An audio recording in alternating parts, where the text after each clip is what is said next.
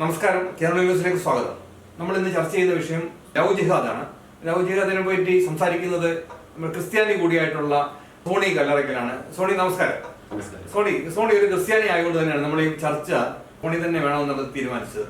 നിങ്ങളുടെ സഹോദരിമാര് ഒക്കെ ഈ മുസ്ലിം ചെറുപ്പക്കാരെ കാണുമ്പോൾ ഹാലിളകി പുറകെ പോകും എന്ന് ഒരു ഭയം ഉണ്ടോ നിങ്ങൾക്കൊക്കെ? പ്രണയം എന്ന് പറഞ്ഞാൽ സാധാരണ എല്ലാവരിലും ഉണ്ട് പ്രണയം. പ്രണയം ഇല്ലാത്തവർ വളരെ ചുരുക്കമായിരിക്കും എന്ന് വിശ്വസിക്കുന്ന ഒരാളാണ് ഞാൻ. അതിന് മതമോ ജാതിയോ ഒന്നുമില്ല. ഒരു മതത്തിന്റെ പേരിൽ ഇറങ്ങിപ്പോകാൻ പറ്റുന്ന പെൺകുട്ടികളാണോ ക്രിസ്ത്യൻ പെൺകുട്ടികളെന്ന് നമ്മൾ ആലോചിക്കേണ്ടതാണ്. അത് അവരെ അപമാനിക്കുന്നതിന് തുല്യമായിട്ടാണ് ഞാൻ പറയുന്നത്. അല്ല, ഞാൻ അപമാനിക്കാൻ വേണ്ടി പറഞ്ഞതല്ല. കാരണം PC ജോർജിന്റെയും മകന്റെയും ഒക്കെ ഒരു വലിയ വിഷമം കണ്ടു കഴിഞ്ഞാൽ ഇപ്പൊ എല്ലാവരും മുസ്ലിം ചുള്ളന്മാരെ കാണുമ്പോൾ ക്രിസ്ത്യൻ പെൺകുട്ടികൾ പുറകെ ഓടിപ്പോകുന്നു എന്നും അവർക്ക് ഹാലിളക്കം ഉണ്ടാകുന്നു എന്നൊക്കെ ഒരു തോന്നലാണ് അവരുടെ ഈ പ്രസ്താവനയിൽ നിന്ന് ഉണ്ടായിട്ടുള്ളത്. അതുകൊണ്ട് ഞാൻ പറഞ്ഞതാണ്. അത് മനസ്സിലാക്കേണ്ടത് PC ജോർജിന്റെയും ഷോൺ ജോർജിന്റെയും ഒക്കെ സമുദായത്തിൽപ്പെട്ട ആണുങ്ങൾക്ക് കഴിവില്ലാത്തവർ ആണെന്നാണ് അവർ പറഞ്ഞ് പ്രചരിപ്പിക്കുന്നതല്ല നമ്മൾ മനസ്സിലാക്കേണ്ടത്. കാരണം ക്രിസ്ത്യൻ സമുദായത്തിലെ ആണുങ്ങൾക്കും പെൺകുട്ടികൾക്കും അതൊരു അപമാനമാണെന്നാണ് ഞാൻ മനസ്സിലാക്കുന്നത്. അതായത് അവരെ ആക്ഷേപിക്കുന്നതിന് തുല്യമാണ്. അങ്ങനെ ഇപ്പൊ ഒരാൾ പറയും 400 കുടുംബങ്ങളിൽ നിന്ന് പെൺകുട്ടികൾ പോയിട്ടുണ്ടെന്ന് പറയുന്നു, മറ്റുള്ളത് പറയുന്നത് 4000 കുടുംബങ്ങളിൽ നിന്ന് പോയിട്ടുണ്ടെന്ന് പറയുന്നു. പക്ഷേ ഇതിന്റെ ഒരു കണക്കെടുപ്പ് കൃത്യമായിട്ടില്ല. ഇതിപ്പം എല്ലാ മതങ്ങളിൽ നിന്നും ഉണ്ടായിട്ടുണ്ട്. ഇപ്പൊ നമ്മൾ കോഴിക്കോട് ഭാഗത്തൊക്കെ ചെന്ന് കഴിഞ്ഞാൽ നമുക്കറിയാം ആൺകുട്ടികള് മുസ്ലിം പെൺകുട്ടികളെ വിവാഹം കഴിച്ചിരിക്കുന്നത് നമുക്ക് കാണാൻ പറ്റും. അതുപോലെ ഹൈന്ദവ പെൺകുട്ടികളെ ക്രിസ്ത്യൻ സമുദായക്കാർ വിവാഹം കഴിച്ചിരിക്കുന്നത് കാണാൻ സാധിക്കും. അങ്ങനെയാണെങ്കിൽ മൊത്തത്തിലൊരു കണക്കെടുപ്പാണ് നമ്മൾ നടക്കേണ്ടത്. സർക്കാർ തലത്തിൽ തന്നെ അങ്ങനെ മൊത്തത്തിലൊരു കണക്കെടുപ്പ് നടത്തുന്നത്. ഇപ്പം PC ജോർജോ ഷോൺ ജോർജോ ഒക്കെ അങ്ങനെ ഒരു കാര്യം പറയുന്നെങ്കിൽ, ഒരു ഭാഗത്ത് എന്ന് പറയുന്നെങ്കിൽ അത് ശരിക്കും പറഞ്ഞാൽ അത് ഗുണത്തെക്കാട്ടിലേറെ ദോഷമാണ് ഉണ്ടാകുന്നത്. മറ്റു ആൾക്കാരിൽ ഇത് കൺഫ്യൂഷൻ ഉണ്ടാക്കുന്നുണ്ട്. സമയം സമുദായം ഒക്കെ വലുതാണ്. ക്രിസ്ത്യൻ സമുദായത്തെ പറ്റി പറയുകയാണെങ്കിൽ വലിയൊരു ചട്ടക്കൂടുണ്ട്. ഇപ്പൊ പെൺകുട്ടികള് കാണാതാവുമ്പോഴാണ് അവർ അന്വേഷിക്കാൻ ചെല്ലേണ്ടത്. ഇത് നമ്മൾ വിലയിരുത്തേണ്ട ഒരു കാര്യമല്ലേ. മതപഠനമൊക്കെ അവിടെ നടക്കുന്നുണ്ട്. വേദപാഠം കമ്പൽസറി ആണ് കത്തോലിക്ക സമുദായത്തിന്. പെൺകുട്ടികൾ പോയി കഴിഞ്ഞിട്ട് നമ്മൾ അവരുടെ പുറകെ പോയി അന്വേഷിക്കുക, അതിനു മുമ്പ് ഒരു ബോധവൽക്കരണം ഇല്ല.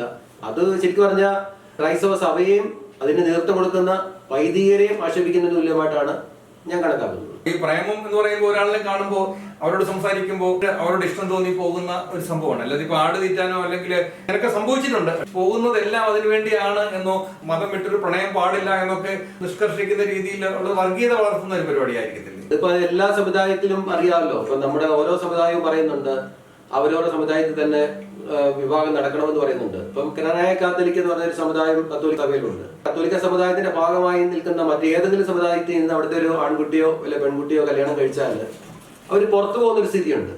കാരണം ആ സഭ പിന്നെ അവരെ അംഗീകരിക്കുന്നില്ല. അവരെ പഠിപ്പിച്ചു വെച്ചിരിക്കുന്ന ഒരു കാര്യമാണ്. അത് അതിലംഘിച്ചുകൊണ്ട് സമുദായത്തിൽപ്പെട്ട ഒരാള് മുസ്ലിം ചെറുക്കന്മാരുടെ കൂടെ പോകുന്നു എന്നൊക്കെ പറയുന്നത് തെറ്റായ കാര്യമാണ്. അങ്ങനെയൊന്നും സങ്കല്പിക്കാവുന്ന ഒരു കാര്യമല്ല. അതൊക്കെ വോട്ട് ബാങ്ക് ലക്ഷ്യമാക്കി പ്രചരിപ്പിക്കുന്ന ഒരു കാര്യമാണ്. ഇപ്പൊ PC ജോർജിനെയൊക്കെ സംബന്ധിച്ച് പറയുകയാണെങ്കിൽ ഒരു കാലത്ത് PC ജോർജോടെ ഈരാറ്റുപേട്ടയൊക്കെ മത്സരിക്കുന്ന സമയത്ത് ബിഷപ്പ് അച്ഛന്മാരും ഒക്കെ PC ജോർജിനെതിരായിരുന്നു. അന്ന് ഒന്നടങ്കം PC ജോർജിന്റെ കൂടെ വന്നവരാണ് മുസ്ലിം സമുദായത്തിലുള്ള ആൾക്കാർ. PC ജോർജിനെ ജയിപ്പിച്ചെടുക്കാനായിട്ട് അവര് തലയും തലയും മുറുക്കി രംഗത്തിറങ്ങുന്ന കാഴ്ച നമ്മൾ കണ്ടതാണ്. അതായത് ക്രിസ്ത്യൻ നിലപാടുകൾക്കെതിരെ PC ജോർജ് സംസാരിക്കുമ്പോൾ തന്നെ മുസ്ലിം ചട്ടക്കൂട് വളരെ സ്ട്രോങ് ആവുകയും PC ജോർജിനെ ജയിപ്പിച്ചെടുക്കുകയും ചെയ്യുന്ന ഒരു കാഴ്ചപ്പാട് നമ്മൾ കാണുന്നുണ്ടായിരുന്നു.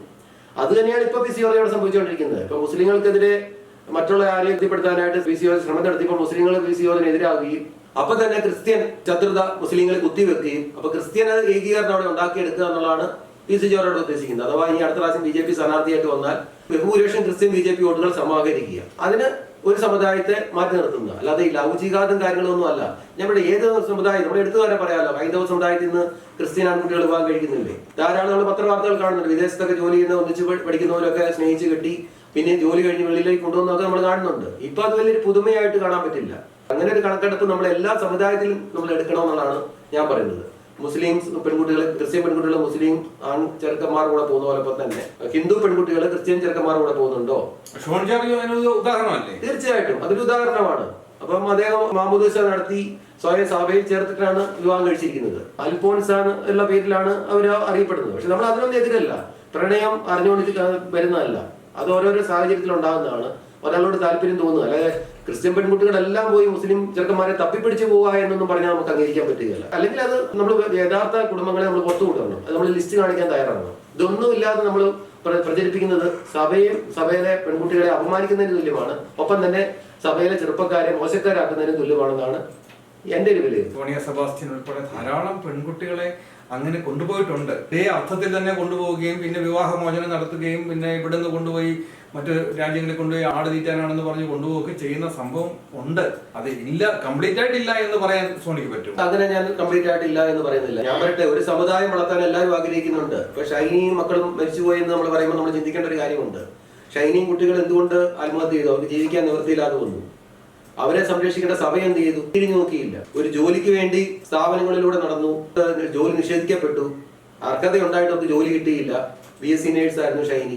അവര് ആത്മഹത്യ ചെയ്യാൻ കാരണം തന്നെ സഭയുടെയും സമുദായത്തിന്റെ ഒരു നിസ്സഹകരണാവസ്ഥ. സഭയൊക്കെ ലക്ഷ്യമിടുന്നത് സമുദായങ്ങളെ വളർത്താൻ വേണ്ടിയാണ്.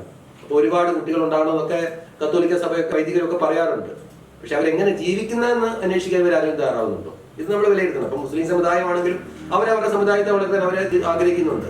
സമുദായം വളർന്നാലേ അവർക്ക് ഓരോ സമുദായത്തിന് നിലനിൽപ്പുള്ളൂ. പാർട്ടിക്ക് നിലനിൽപ്പുണ്ടെന്ന് പറയുന്ന പോലെയാണ് ഓരോ സമുദായത്തിനും അംഗങ്ങൾ ഉണ്ടായെങ്കിലേ നിലനിൽപ്പുണ്ടാവുള്ളൂ. ഇങ്ങോട്ട് കൊണ്ട് ചേർത്തിട്ടാണെങ്കിലും പരസ്പരം ഈ ഒരു കാഴ്ചപ്പാടിൽ തന്നെ പോകുന്നവരാണ്. ഇപ്പൊ ഷോൺ ജോർജിന്റെ കാര്യം തന്നെ, അവർ രണ്ടുപേരും സ്വതന്ത്രമായി പോകുകയാണെങ്കിൽ നമുക്ക് അംഗീകരിക്കാം. ഇപ്പൊ ഷോൺ ജോർജ് സ്നേഹിച്ച് കെട്ടി, ഷോൺ ജോർജിന്റെ ഭാര്യ ക്രിസ്ത്യൻ സമുദായത്തിലാണ്. അപ്പൊ ഒരു അംഗം അവിടെ കൂടി. വിശ്വകർമ്മ സമുദായത്തിൽ നിന്ന് ഒരംഗം PC ജോർജിന്റെ കത്തോലിക്ക സമുദായത്തിന് കൂടുതലായിട്ട് വന്നു. അവരിലൂടെ മക്കൾ അവരെ കൂടുതലായിട്ട് അവിടെ അംഗങ്ങളായി വരുന്നു. ഇതൊക്കെ എല്ലാ സഭയും സമുദായം ചിന്തിക്കുന്നു. പക്ഷെ ഇതിനപ്പുറം എങ്ങനെ ഒരു കുടുംബം ജീവിക്കുന്നെന്ന് ഈ സഭയോ സമുദായ നേതാക്കളോ ചിന്തിക്കുന്നുണ്ടോ എന്നാണ് നമ്മൾ വിലയിരുത്തേണ്ടത്. ഷൈനിയുടെ കാര്യം പറഞ്ഞപ്പോൾ തന്നെ, ഷൈനി ഇപ്പൊ ഒരു മുസ്ലിമിനെയാണ് കല്യാണം കഴിച്ചിരുന്നതെങ്കിൽ, ഷൈനിക്ക് ഈ അവസ്ഥകളൊക്കെ വന്നിരുന്നെങ്കിൽ ഈ രാജ്യം നിന്ന് കത്തിയേനെ. കാരണം പ്രേമിച്ചു കൊണ്ടുപോയി ഇതൊരു ലവ് ജിഹാദാണെന്ന് പറഞ്ഞു പോയേനെ. തീർച്ചയായിട്ടും അങ്ങനെ ഒരു സാഹചര്യം അവിടെ നിലനിൽക്കുന്നുണ്ട്. അപ്പം അങ്ങനെ ഒരു മുസ്ലിം ആണ് കിട്ടിയിരുന്നെങ്കിൽ, അതുപോലെയാണ് ഈ പറഞ്ഞ പോലെ സോണിയ സെബാസ്റ്റ്യന്റെ ഒക്കെ കാര്യവും. ഇപ്പം അങ്ങനെ ഒരു സാഹചര്യം ഫലിപ്പിക്കാനായിട്ട് ഇത്ര കാശിറക്കാനും തയ്യാറായിട്ടുള്ള ഒരു ആൾക്കാർ ഇവിടെയുണ്ട്. നേരെ മറിച്ച് ഒരു മുസ്ലിം കെട്ടി, ചൈനയെ കെട്ടി നല്ല സുഖമായിട്ട് ജീവിച്ചിരുന്നെങ്കിലോ ഇന്നും അവർ സുഖമായിട്ട് ഇവിടെ ജീവിക്കില്ലേ? ഇത് നമ്മൾ മനസ്സിലാക്കേണ്ട ഒരു കാര്യമല്ലേ? ആറ്റിറ്റ്യൂഡാണ് നമ്മുടെ എങ്ങനെയാണ് നമ്മുടെ ലൈഫ് കൊണ്ടുപോകേണ്ടത് എന്നുള്ളത്. പക്ഷെ മുസ്ലിംസ് ക്രിസ്ത്യൻസിനെയോ ഹിന്ദുക്കളെയോ കല്യാണം കഴിക്കുന്നു എന്നുള്ളത് കൊണ്ട് മൊത്തം ലവ് ജിഹാദ് എന്ന് പറയാൻ കഴിയില്ല. പക്ഷെ അതിനകത്ത് ഒരു പെർസെന്റേജ് ലവ് ജിഹാദ് നടന്നിട്ടുണ്ട്. അതിന്റെ അനുഭവ സാക്ഷ്യങ്ങൾ ധാരാളം മുന്നിലുണ്ട് എന്നുള്ളതും നമ്മൾ എടുത്തു പറയണം. കാരണം സത്യസരണിയിലൊക്കെ കൊണ്ടുപോയി വേദപുസ്തകങ്ങൾ പഠിപ്പിച്ചും ഒക്കെ മതം മാറ്റിയ ചരിത്രങ്ങളുമുണ്ട്. ഇതൊന്നും നമ്മൾ എല്ലാം ഒരു 60% മുസ്ലിം സമുദായത്തിന്റെ ഉണ്ടെങ്കിൽ 1% മറ്റുള്ള സമുദായങ്ങൾ ഇത് നടക്കുന്നുണ്ട്. അതിനെ ജിഹാദായിട്ട് നമ്മൾ കണക്കാക്കണം. പിന്നെ മറിച്ച് ഞാൻ പറഞ്ഞില്ലേ, ഒരു പെണ്ണ് മറ്റൊരു സമുദായത്തിൽ പോയി, ഒരു നിവൃത്തിയില്ലാതെ ജീവിക്കാൻ നിവൃത്തിയില്ലാത്തൊരു പെണ്ണ് മറ്റൊരു സമുദായത്തിൽ പോയി നല്ല സുഖമായിട്ട് ജീവിക്കുന്നുണ്ടെങ്കിൽ അതിനും അവർക്ക് അവകാശമില്ലേ എന്ന് നമ്മൾ ചിന്തിക്കണം. നമ്മളല്ലെങ്കിൽ നമ്മളത് സംരക്ഷിക്കാനായിട്ട് അത് അവരുടെ ഉത്തരവാദിത്തം ഏറ്റെടുക്കാൻ നമ്മൾ തയ്യാറാകണം. ഇന്ന് നമ്മുടെ സംസ്ഥാനത്ത് ആത്മഹത്യകളൊക്കെ പെരുകുന്നതൊക്കെ നമ്മൾ കാണുന്നതിന്റെ മെയിൻ കാരണം തന്നെ ഒന്നെങ്കിൽ പട്ടിണി, പരിവട്ടം, അല്ലെങ്കിൽ ഭർത്താവിന്റെ ഉപദ്രവം. സ്വസമുദായത്തിൽ തന്നെ ഉണ്ടായിട്ടുള്ളതായിരിക്കാം. ഒന്നെങ്കിൽ വീട്ടിൽ തന്നെ ഭർത്താവിന്റെ വീട്ടിൽ ആത്മഹത്യ ചെയ്തു, അല്ലെങ്കിൽ വീട്ടിൽ നിന്ന് ഇറങ്ങിപ്പോയി റെയിൽവേ പാളത്തിന് വേണ്ടി തല വെച്ചു. ഇതിനൊക്കെ ഒരു വിശദീകരണമാണ് സഭയും മേലധ്യക്ഷന്മാരും ഒക്കെ കൊടുക്കേണ്ടത്. ഇവിടെ തന്നെ നിൽക്കൂ എന്ന് പറയുമ്പോൾ അവരെ സംരക്ഷിക്കാനുള്ള ഉത്തരവാദിത്വം കൂടെ അവർക്കുണ്ട്. പിന്നെ രണ്ടാമത് ബോധവൽക്കരണം. അത് കുടുംബങ്ങളിൽ തുടങ്ങണം ബോധവൽക്കരണം. ഒരു സമുദായം കയ്യെ പിടിച്ച് വലിച്ച് മതത്തിൽ ചേർക്കാനോ കെട്ടിച്ചു കൊണ്ടുപോകാനോ ഒന്നും തയ്യാറാകില്ല. ചെറുത്ത് നിന്നാൽ ഒരിക്കലും നടക്കില്ല. കുടുംബങ്ങളിൽ ബോധവൽക്കരണം വേണം, മതപഠനശാലകളിൽ ബോധവൽക്കരണം വേണം, അതുപോലെ മത സൗഹാർദ്ദ സമ്മേളനങ്ങൾ ഇവിടെ നടക്കണം. അങ്ങനെ ഉണ്ടെങ്കിൽ മാത്രമേ ഇവിടെ ഇങ്ങനെയുള്ള കാര്യങ്ങളൊക്കെ നടക്കാതിരിക്കുകയുള്ളൂ. അല്ല ഇതൊക്കെ പോയി കഴിഞ്ഞിട്ട് പിന്നെ വിമർശനം നടന്നിട്ടോ ഒന്നും കാര്യമില്ല. ഇവിടുത്തെ ഒരു സൗഹാർദ്ദമായ അന്തരീക്ഷം അത് തകർക്കാൻ മാത്രമേ ഇതൊക്കെ ഉപകരിക്കൂ. അത് മാത്രമല്ല, ചില ഒരു രാഷ്ട്രീയ മുതലെടുപ്പിന് വേണ്ടി ഇത് ഉപകരിക്കപ്പെടും. അത് അവർക്ക് പ്രയോജനപ്പെടും, ബാക്കിയുള്ളവർ തമ്മിൽ തല്ലും. ഹിന്ദു ക്രിസ്ത്യനും മുസ്ലിമും തമ്മിൽ അങ്ങോട്ടും ഇങ്ങോട്ടും അടിക്കുന്ന ഒരു സാഹചര്യം ഇവിടെ ഉണ്ടാവും. ചിലവരത് തന്നെ PC ജോർജിന് മുസ്ലിംസിന്റെ വോട്ട് കിട്ടില്ല എന്ന് ഉറപ്പുള്ളത് കൊണ്ട് മറ്റു വോട്ടുകൾ എങ്ങനെ സ്വന്തമാക്കാം എന്നുള്ളതായിരിക്കും അദ്ദേഹത്തിന്റെ ചിന്ത. ഏകീകരിക്കുക എന്നുള്ളതാണ് PC ജോർജ് ചിന്തിക്കുന്നത്. കാരണം ഇനിയുള്ള കാലത്ത് അവിടെ ഹിന്ദു വോട്ടുകളും ക്രിസ്ത്യൻ വോട്ടുകളും ഏകീകരിക്കാൻ സാധിച്ചില്ലെങ്കിൽ PC ജോർജിന് ഒരു നിയമസഭ കാണാനോ സാധിക്കില്ല. അല്ലെങ്കിൽ BJPക്ക് അണിയണം, ഏതെങ്കിലും രാജ്യസഭയിലൂടെ കയറ്റിവിട്ട് പല മന്ത്രിയാക്കാനോ അല്ലെങ്കിൽ ഗവർണർ ആക്കാനോ ഒക്കെ സാധിക്കണം. ഇപ്പൊ BJP ആണ്, ദേശീയ പാർട്ടിയാണ്, ഭരിക്കുന്ന പാർട്ടിയാണ്. അങ്ങനെ ഒരു സാഹചര്യം ഉണ്ടായാൽ മാത്രമേ PC ജോർജ് നിലനിൽപ്പുണ്ടോ. പക്ഷെ അപ്പോഴും നമ്മൾ ചിന്തിക്കണം, കഴിഞ്ഞ പാർലമെന്റ് തെരഞ്ഞെടുപ്പിൽ PC ജോർജിന് പത്തനംതിട്ട സീറ്റ് കിട്ടുമെന്ന് നമ്മൾ പ്രതീക്ഷിച്ച BJPയുടെ അതുപോലും കൊടുക്കാൻ അവർ തയ്യാറായില്ല. അവസാനം ഇന്നലെ വന്ന AK ആന്റണിയുടെ മകൻ അനിൽ ആന്റണി പത്തനംതിട്ട സ്ഥാനാർത്ഥിയാവുന്നതാണ് കണ്ടത്. അപ്പൊ ആ സാഹചര്യത്തിൽ ഷോൺ ജോർജിന്റെ ആണെങ്കിലും PC ജോർജിന്റെ ആണെങ്കിലും ഇപ്പൊ നിലനിൽപ്പിന്റെ ഭാഗമാണ് ഈരാറ്റുപേട്ടലോ അല്ലെങ്കിൽ ഏതെങ്കിലും നിയമസഭാ മണ്ഡലത്തിൽ ജയിക്കുക എന്നുള്ളത്. അതിന് വേണ്ട അവർ എന്തും പ്രവർത്തിക്കുക. അത് അവരെ മാത്രമല്ല, അത് എല്ലാ രാഷ്ട്രീയക്കാരുടെയും കാര്യമാണ്. അവരെ രാഷ്ട്രീയ മുതലെടുപ്പ് നടത്തും. അവരവിടെ നിലനിൽക്കുക ജയിക്കാൻ വേണ്ടി എന്ത് കാര്യം പിന്നെ അവർ നോക്കും. അതിനെ നമ്മൾ അതിൻ്റെതായ രീതി കണ്ടാൽ ഇവിടെ ഒരു പ്രശ്നം ഉണ്ടാകാൻ പോകുന്നില്ല. പിന്നെ ലവ് ജിഹാദ് എല്ലാത്തിലും ഉണ്ട്, ആൾക്കാർ ഇത് ചെയ്യുന്നവരുണ്ട്. എല്ലാവരും സമുദായങ്ങളെ വളർത്താൻ എല്ലാവരും ശ്രമിച്ചുകൊണ്ടിരിക്കും. അതെല്ലാവരുടെയും ആവശ്യമാണ്. അപ്പൊ ഇതിനൊക്കെ ആ രീതിയിൽ കണ്ടുകൊണ്ട് മുന്നോട്ട് പോയാൽ ഇവിടെ പ്രശ്നങ്ങൾ ഉണ്ടാകാതെ മുന്നോട്ട് പോകാൻ പറ്റും. അതിനൊക്കെയുള്ള ഒരു ബോധവൽക്കരണമാണ് ഇവിടെ ആവശ്യം. ലവ് ജിഹാദ് എന്ന് പറയുന്നത് ഒരു പ്രത്യേക അർത്ഥത്തിൽ പ്രത്യേക താല്പര്യത്തിന് വേണ്ടിയിട്ട് നടത്തുന്ന ഒരു യുദ്ധം എന്നൊക്കെ പറയുന്നതാണ്. പ്രണയം എന്ന് പറയുന്നത് ഒരു യുദ്ധമല്ല, അതൊരു കൂടിച്ചേരലാണ്. അതൊരു ഒരേ രീതിയിൽ ആശയമുള്ള ഒരേ രീതിയിൽ സ്നേഹിക്കാൻ കഴിവുള്ള രണ്ടുപേരും ഒന്നിച്ചു പോകുന്നതിനെയാണ്. ഇതിനകത്ത് കുറച്ച് പഴയ ഉദാഹരണങ്ങൾ ചൂണ്ടിക്കാണിച്ചുകൊണ്ട് ഇപ്പോൾ നടക്കുന്നതും ലവ് ജിഹാദാണ്, ഇപ്പോഴും അതെല്ലാം നടക്കുന്നുണ്ട് എന്ന് ചിന്തിക്കാൻ കഴിയില്ല. എന്തായാലും ഇതിന് വേണ്ടത് ബോധവൽക്കരണമായിരുന്നു. ആ ബോധവൽക്കരണം കൊടുക്കുന്നില്ല എന്നുള്ളതാണ് സോണി പറഞ്ഞു വെച്ചത്. സോണിക്ക് എന്തെങ്കിലും കൂട്ടിച്ചേർക്കാനുണ്ടോ? അല്ല, എന്റെ അഭിപ്രായത്തിൽ അങ്ങനെ വാക്കിൽ പറഞ്ഞുകൊണ്ട് ഷൈൻ ചെയ്തുകൊണ്ട് കുറെ ആൾക്കാർ നടന്നിട്ട് കാര്യമില്ല. യഥാർത്ഥ വസ്തുത രംഗത്ത് കൊണ്ടുവരാനും കൂടെ തയ്യാറാണ്. ഇപ്പം 400 കുടുംബങ്ങളെന്നോ 4000 കുടുംബങ്ങളെന്നോ പറഞ്ഞിട്ടുണ്ടെങ്കിൽ അതിന്റെ കൃത്യമായൊരു വിവരം ഇല്ലെങ്കിൽ ആ കുടുംബങ്ങളെ എങ്ങനെ ചേർത്ത് ഡൽഹി പോയി ഒരു മാർച്ച് പാർലമെന്റിലേക്ക് നടത്താനെങ്കിലും ഇത് പറഞ്ഞു പ്രചരിപ്പിക്കുന്നവർ തയ്യാറാകണമെന്നാണ് ഞാൻ അഭ്യർത്ഥിക്കുന്നത്. അതങ്ങനെ പറയുമ്പോൾ ഒരു പെൺകുട്ടിക്ക് ഒരാളോടൊപ്പം ജീവിക്കുന്നു, അത് അവരനുഭവിക്കുന്ന പീഡനങ്ങൾ ചിലപ്പം തുറന്നു പറയാൻ അവർ സമൂഹത്തിൽ തയ്യാറായി എന്ന് വരില്ല. കാരണം അവരുടെ സ്വന്തം ഇഷ്ടപ്രകാരം ഇറങ്ങിപ്പോയി കഴിയുമ്പോൾ അവർക്ക് അവരുടെ വീട്ടിൽ ചെന്നിട്ട് എനിക്ക് ബുദ്ധിമുട്ടാണ്, കഷ്ടപ്പാടാണ് എന്ന് ഒരു കെട്ടിച്ചു വിട്ട പെൺകുട്ടി പറയുന്നത് പോലെ പറയാൻ കഴിയാത്ത അവസ്ഥകളുണ്ടാവും. അത്തരം പ്രശ്നങ്ങൾ ഇവർ നേരിട്ട് കണ്ടിട്ടുണ്ടോ എന്ന് എനിക്ക് അറിഞ്ഞുകൂടാ. അവരാരും പുറത്തു പറയാത്തത് അതുകൊണ്ടാണോ എന്നും അറിയില്ല. ഇല്ല, അങ്ങനെ ഉണ്ടെന്ന് ഒരാൾ കുറച്ചുപേര് വാക്കാൽ പറയുന്നതല്ലേ ഉള്ളൂ, റെക്കോർഡിക്കലായിട്ട് നമ്മൾ കാണുന്നില്ലല്ലോ. ഞാൻ തുടക്കത്തിൽ പറഞ്ഞു, നമ്മളിത് പോയി കഴിഞ്ഞിട്ടല്ല അന്വേഷിക്കേണ്ടത്.